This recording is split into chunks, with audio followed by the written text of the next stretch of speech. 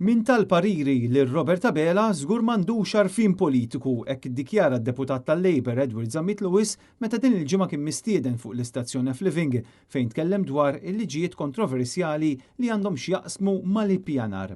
B'Zammit Lewis jgħid b'mod ċar li l-Gvern seta' mexa aħjar. Filwaqt li insista li hu ma kienx involut fit-tfassil ta' dawn il-liġijiet, Edward Zammit Lewis kien kritiku ferm għal mod kif saru l-affarijiet min-naħa tal-klikka ta' Robert Abela, speċjalment minħabba in-nuqqas ta' konsultazzjoni. Jiena ma nafx minn il-Prim Ministru ħal-parir tiegħu jiena ma kontx involut fihom daw il-liġijiet. Anke jekk huma bravi legalment il-persuni illi parir minn għandhom ma naħsibx li kienu bravi politikament għaliex il-liġi tresqet bażikament fi żmien meta l-Parlament kien ikun recess diġà ma kienx liġi li bil-fors tgħaddi fl li huwa wissu, irridu ntuwilhom iċ-ċittadini u tu li jkun hemm konsultazzjoni.